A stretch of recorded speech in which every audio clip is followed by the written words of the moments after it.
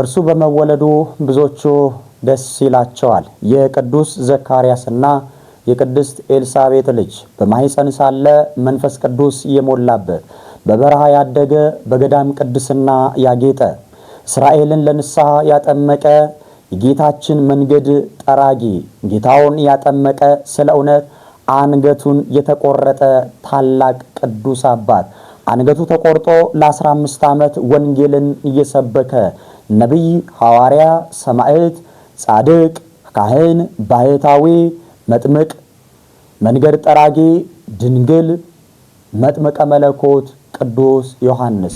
ካሜራ እላይን እግዚአብሔር ውስጥን ይመለከታል። ሰው እላይን ነው፣ እግዚአብሔር ውስጥን ይመለከታል። ጻድቃን በመካንነት የሚቆዩበት ጊዜ አለ። ኃጥአን ደግሞ መክነው የሚቀሩ አለ።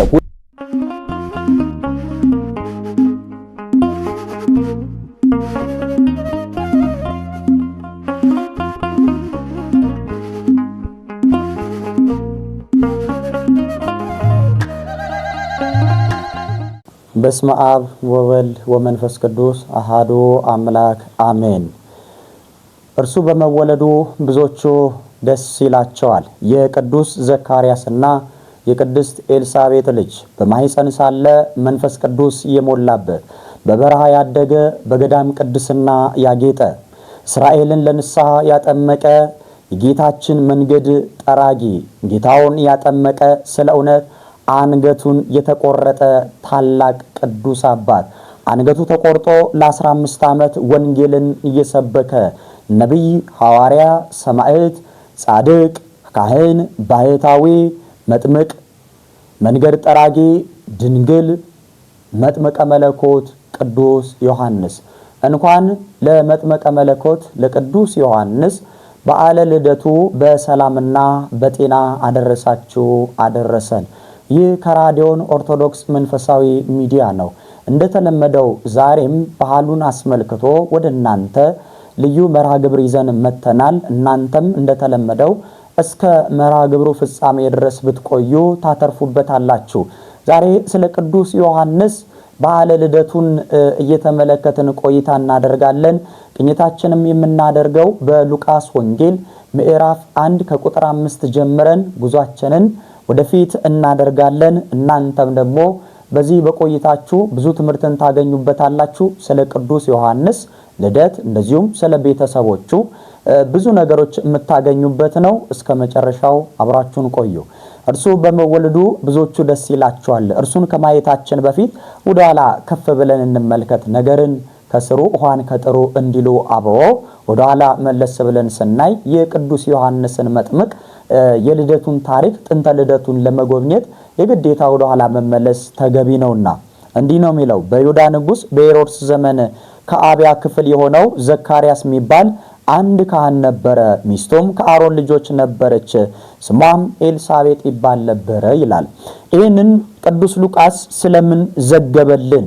ለምን ይህንን አስቀመጠልን የሚለውን ማየት ተገቢ ነው። በይሁዳ ንጉስ በሄሮድስ ዘመን ሲል ያን ዘመን ይገዛው የነበረው ንጉስ ማን እንደነበረ እየነገረን ነው።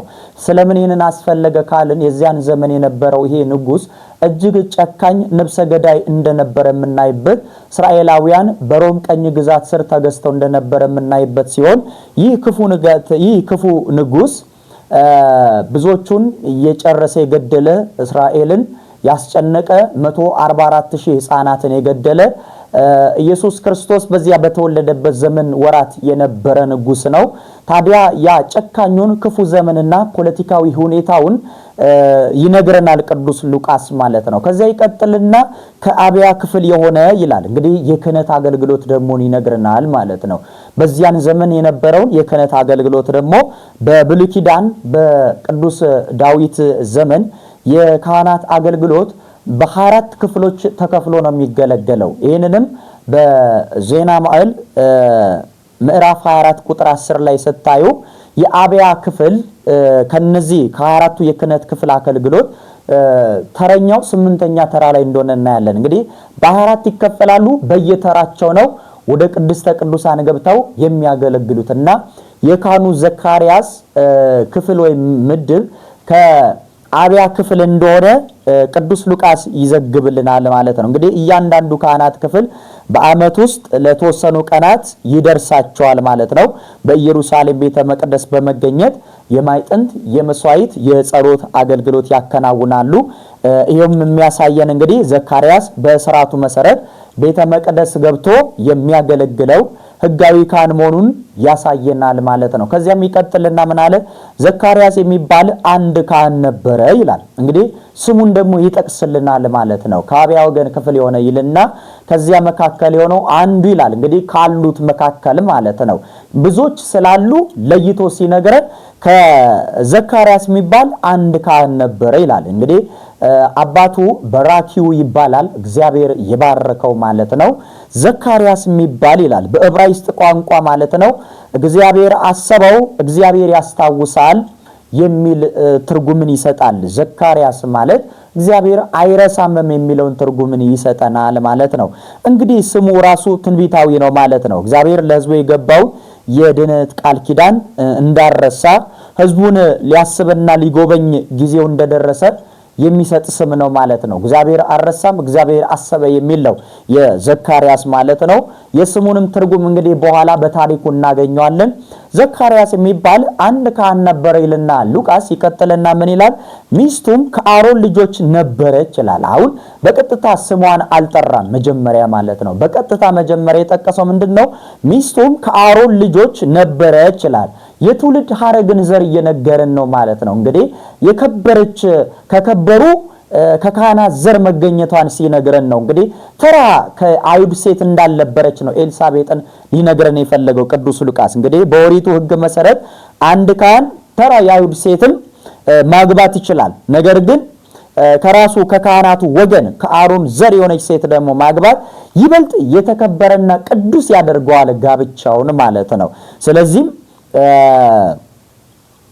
ከካህናት ወገን ከአሮን ወገን መገኘቷን ይነግረንና ስሟንም ኤልሳቤጥ ነበረች ይላል ማለት ነው። እንግዲህ ወላጆቿ የኤልሳቤጥ ከካህን ወገን እንደነበሩ ይነግረናል። ቅዱስ መጥምቀ መለኮት ቅዱስ ዮሐንስ በሁለቱም ወገን በእናቱም በአባቱም ከከበሩ ከካህናት ወገን የተገኘ ነው ማለት ነው። ይህንን ያሳየናል። ስሟም ኤልሳቤጥ ነበረ ይላል። እንግዲህ የእግዚአብሔር መሐላ ማለት ነው። እንግዲህ የዕብራይስጡ ትርጉም የሚነግረን የአምላክን ታማኝነት መሐላ የሚያስታውስ ስም ያላት ናት። ስሟም ቅድስት ኤልሳቤጥ ትባላለች ይላል ማለት ነው። ይቀጥልና ቁጥር 6 ላይ ስናነብ ሉቃስ ምን ብሎ ይዘግብልናል? ሁለቱም በጌታ ትእዛዝና ሕግጋት ሁሉ ያለ ነቀፋ እየሄዱ በእግዚአብሔር ፊት ጻድቃን ነበሩ አለ። አሁን መጀመሪያ ከላይ ስንነሳ እንደሰማነውና እንዳየነው ወገናቸውን መነሻቸውን ይነግረንና ከዚያ ደግሞ ሁለቱ በጋብቻ ደግሞ ሲኖሩ ምን እንደሚመስሉ የጋብቻቸው ሕይወት ሲነግረን ቅዱስ ሉቃስ ሁለቱም ማለት በጌታ ትእዛዝና ሕግጋት ሁሉ ያለ ነቀፋ እየሄዱ በእግዚአብሔር ፊት ጻድቃን ነበሩ ይላል። ይሄ ደግሞ ለየት ያደርገዋል ማለት ነው። ምን ማለት ነው? ሁለቱም ሲል እግዚአብሔርን በመፍራት በቅድስና ሕይወት የሁለቱም ስምምነት አንድ እንደሆነ ያሳየናል ማለት ነው። አንዱ ሌላ መንገድ አንዷ ሌላ መንገድ የምትሄድበት አይደለም። በጋብቻቸው ሁለቱ እንደ አንድ ሳንቲም የአንድ ሳንቲም ሁለት ገጽታዎች ናቸው ማለት ነው። የባሏ ፍቃድ ለሚስቱ የሚስቱ ፍቃድ ለባሏ የሁለቱም ፍቃድ የማይቃረን በእምነትና በሕግ በእግዚአብሔር ፊት እንዲሄዱ የሚያደርግ ሕግ ነበረ። ለምሳሌ አሁን ባለንበት ዘመን አንዷ ቤተክርስቲያን እንሂድ ስትለው አይሆንም የሚል የሚከላከል ባል አለ። ተይ እናስቀድስ ሲል እኔ አልሄድም የሚል አለ። አንድ ወደ ጭፈራ ቤት ሲሄድ አንድ ወደ ቤተክርስቲያን የሚሄድ አለ። በአንድ ቤት ውስጥ ሆነው በጋብቻ ጸንተው ነገር ግን ሐሳባቸውና ጉዟቸው ግን የተለያየ አለ ማለት ነው። ካህኑ ዘካርያስና ቅድስት ኤልሳቤጥ ግን ሁለቱም ያለው ለዛ ነው አንድ መሆናቸው ማለት ነው። ሁለቱ ሐሳባቸው አንድ እንዳደረጋቸው እናያለን ማለት ነው። ስለዚህ በትዳር ቤታቸው ውስጥ ለእግዚአብሔር የታመኑ ነበረ። እንዳውም ዝቅ ይልና ምን ይላል? በእግዚአብሔር ፊት ጻድቃን ነበሩ አለ። አሁን በውስጥ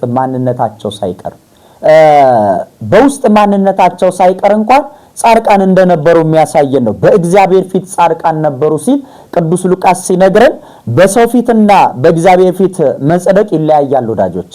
ተመልከቱ፣ በእግዚአብሔር ፊት ጻድቃን ነበሩ ሲባል በሰው ፊት መቆምና በእግዚአብሔር ፊት መቆም ይለያያል ማለት ነው።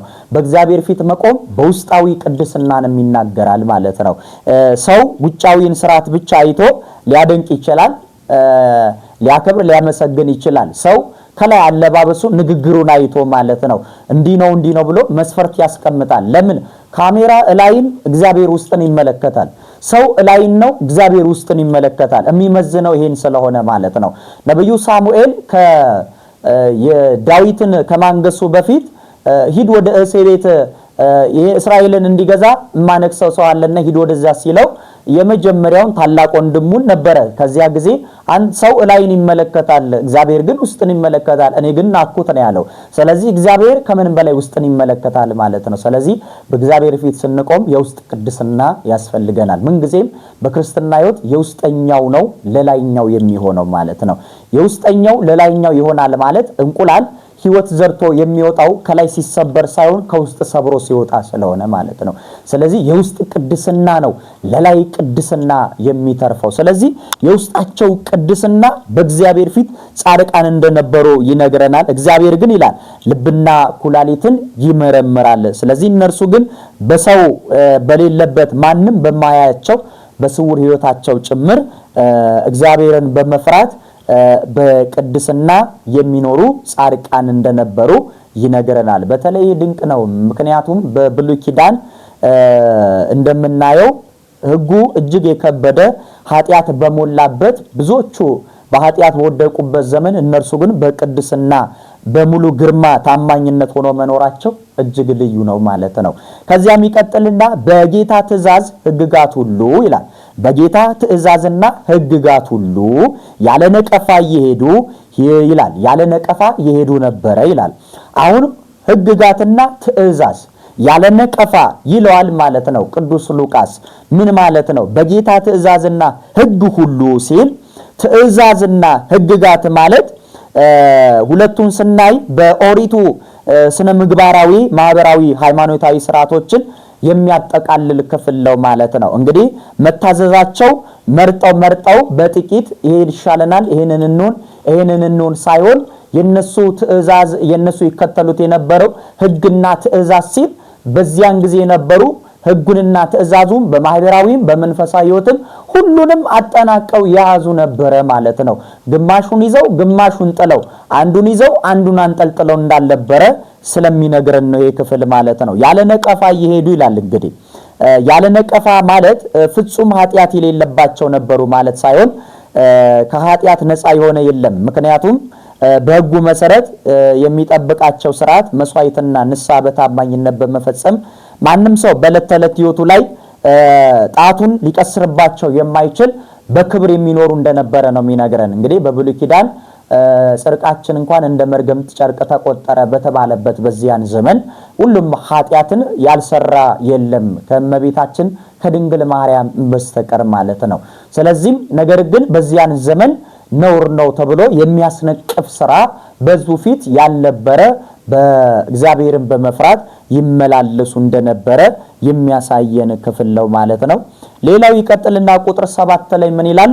ኤልሳቤጥም መካን ነበረች፣ ልጅም አልነበራቸውም፣ ሁለቱም በእድሜያቸው አርጅተው ነበረ ይላል። ሉቃስ ወንጌል ምዕራፍ 1 ቁጥር 7 ላይ ያለውን ነው ደግሞ የምናገኘው።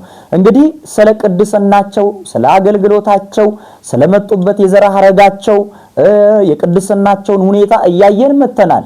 ግን በጣም የሚገርመው እዚህ ላይ ስንደርስ ደግሞ ቁጥር 7 ላይ ምንድነው የሚነግረን?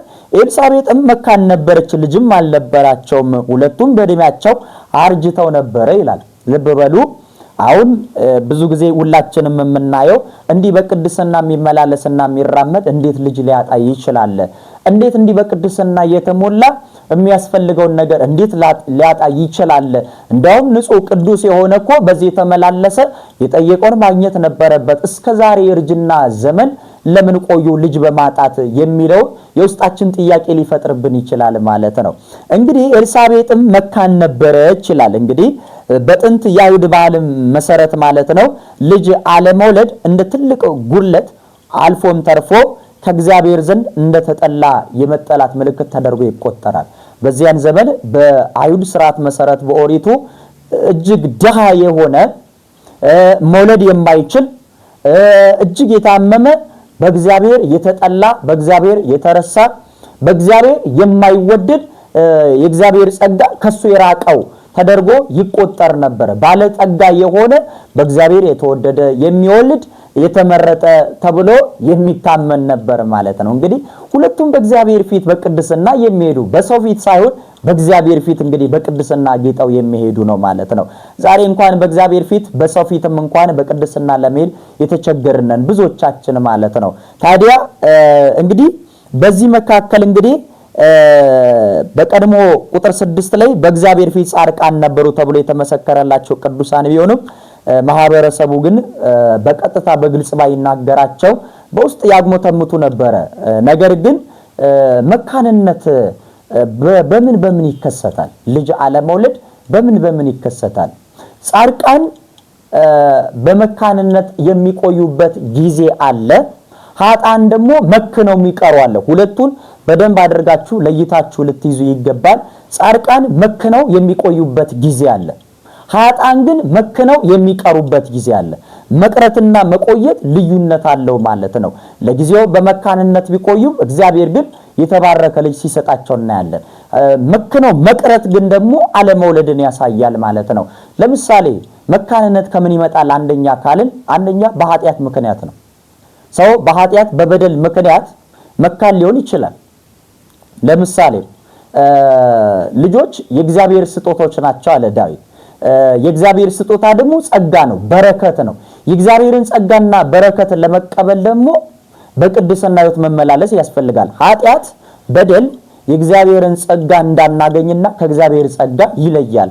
ለምሳሌ የመጀመሪያ የሳኦል ልጅ ኋላም የዳዊት ባለቤት የነበረችው ሜልኮልን ብናያት ዳዊት በእግዚአብሔር ታቦት ፊት በመዘመሩ በማሸብሸቡ በማገልገሉ ምክንያት ሳቀችበት ነው የሚለው። ይሄ ምናምንቴ ብላ ሳቀችበት። በዚህም ጊዜ እስክትሞት ድረስ አልወለደችም ብሎ ያስቀምጣል። መካን አደረገው፣ ማይጸኗን ዘጋው ማለት ነው። በምን ምክንያት? በኃጢአት ምክንያት ማለት ነው። ማይጸኗን ዘግቶት ነበር ማለት ነው። ስለዚህ አንደኛ መካንነት የሚመጣው በኃጢአት ምክንያት ነው። መቆየትና እስከ መጨረሻው የሚለው ልዩነት እንድትይዙ ነው። ሁለተኛ አለመውለድን ከምን ጋር ነው ብለን ካየን የሚጠቅምና የማይጠቅም ጋር ተያይዞ ደግሞ ያሳየናል። ለምሳሌ አባታችን የአቡነ ተክለ ሃይማኖት እናት እግዚአብሔር ስትለምን፣ የሳሙኤል እናት ሐና ስትለምን ብዙን ጊዜ የምናየው የሚጠቅም ከሆነ ስጠኝ የማይጠቅም ከሆነ ግን አትስጠኝ ብለው ይጸልያሉ። አባቶቻችን ልጅ መውለድ ብቻ አይደለም፣ ልጅ ስጠኝ ብቻ አይሉ። የሚጠቅም ልጅ ከሆነ አንተን ደስ የሚያሰኝ በመቅደስ የሚያገለግል ለሀገር ለወገን የሚጠቅም ከሆነ መልካም ፍሬ ከሆነ ስጠኝ፣ የማይን ከሆነ ግን አትስጠኝ ይላሉ። ስለዚህ የሚጠቅምና የማይጠቅም አለ ማለት ነው። ስለዚህ እግዚአብሔር አምላክ የሚጠቅመውን ጊዜ ሰጥቶ ይሰጣቸዋል ማለት ነው። ስለዚህ በዚህ ምክንያት ያዘገየዋል። ሁለተኛ እግዚአብሔር አምላክ የቅዱሳንን ጸሎት የሚያዘገየው ጸሎታቸውን የሚያዘገየው ለምንድን ነው ስንል ዘካርያስና ኤልሳቤጥ ገና በጉብዝናቸው በወጣትነታቸው ወራት እግዚአብሔር ልጅ እንዲሰጣቸው ተማጽነው ነበር። ነገር ግን በእርጅናቸው ዘመን ሊሰጣቸው እንግዲህ እናያለን። እያነበብን ወደ ታች ስንወርድ የምናገኘው ክፍል ነው። ለምንድን ነው ለቅዱሳን አዘግይቶ የሚሰጣቸው ስንል እግዚአብሔር ስራውን የሚገልጥባቸው ድንቅ ታምራት የሚሰራባቸው ለርሱ አገልግሎት ሲያውላቸው እግዚአብሔር ያዘገያቸዋል ማለት ነው። በእናታቸው ማህፀን ይሰራቸዋል፣ ይባርካቸዋል፣ ይቀድሳቸዋል።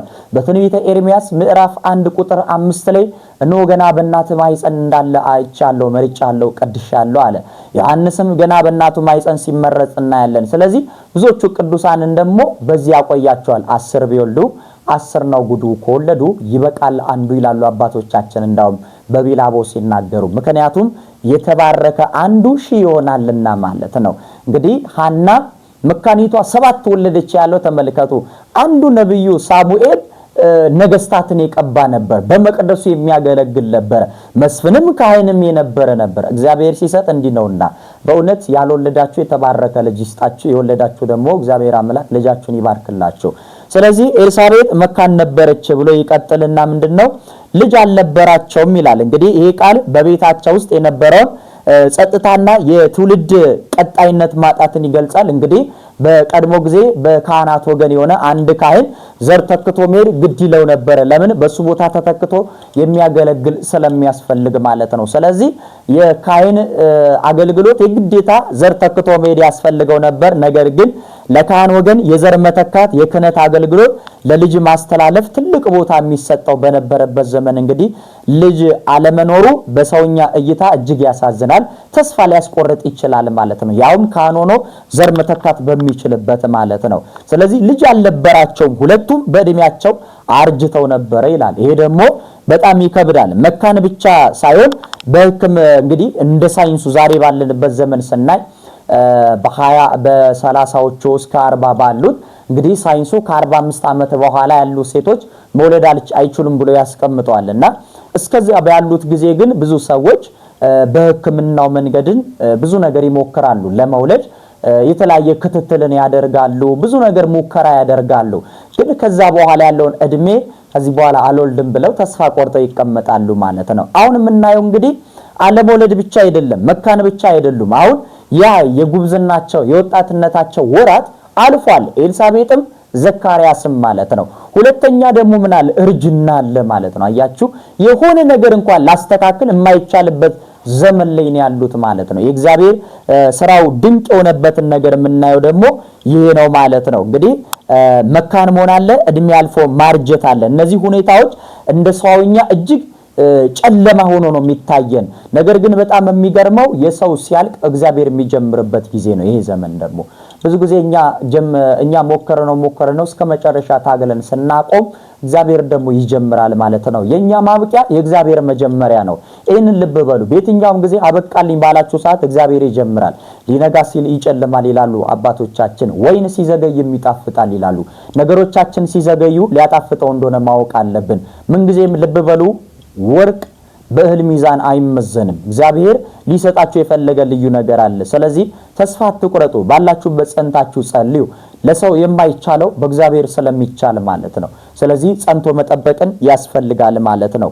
ታዲያ ይቀጥልና ምን ይላል? አሁን ወደ አገልግሎት ይመልሳል። መካን ነበሩ ይለና ቁጥር 8 ላይ ስንሄድ ሉቃስ ወንጌል ምዕራፍ 1 ቁጥር 8 ላይ እርሱም በክፍሉ ተራ በእግዚአብሔር ፊት ሲያገለግል ይላል። እርሱም በክፍሉ ተራ በእግዚአብሔር ፊት ሲያገለግል ይላል። አሁን እዚህ ላይ የሚያሳየን ትኩረቱ አሁንም በካህኑ ዘካርያስ ላይ ሲያሳየን በቤት ውስጥ የልጅ ማጣት ሐዘን፣ የዘር መተካት አለመኖር ትልቅ ክፍተት ቢፈጥርም ነገር ግን ከአገልግሎቱ እንዳራቀ ትክክለኛውን አገልግሎት እያገለገለ ነው እያለን ነው። እንግዲህ ወንጌላዊ ሉቃስ ሲዘግብልን ምንም ጉለት ቢኖራቸውም ለጥያቄያቸው መልስ ቢዘገይባቸውም በማጉረምረም ግን ከመቅደሱ አራቀም፣ ከአገልግሎት ከጸሎት የተሰጠውን ኃላፊነት ከመወጣት ወደኋላ አላለም ነው። ዛሬ እኛ ባለንበት ዘመን ግን የሆነ ነገር ጠይቀን ካልተደረገልን እንርቃለን። ከጸሎት ከአገልግሎት ከመንፈሳዊ ሕይወት ብዙዎቻችን ርቀን ባስም ብሎ ስናየው ደግሞ ወደ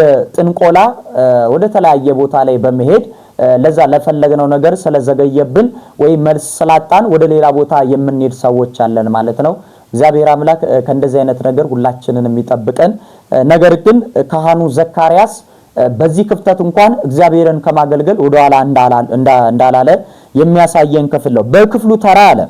እንግዲህ ቀደም ሲል እንደነገርኳችሁ በ24 ተከፍለው በየተራ በእጣ ነበር የሚያገለግሉት። ስለዚህም የአብያ ክፍል ከሆነው እንግዲህ ካህኑ ዘካርያስ በአመት በሚደርስባቸው ተራ ለአንድ ሳምንት ከሰንበት እስከ ሰንበት በኢየሩሳሌም ቤተ መቅደስ ገብተው ያገለግሉ ነበር። ስለዚህ ካህኑ ዘካርያስም ተራው ደርሶበት ወደ ቤተ መቅደስ ይመጣል ማለት ነው።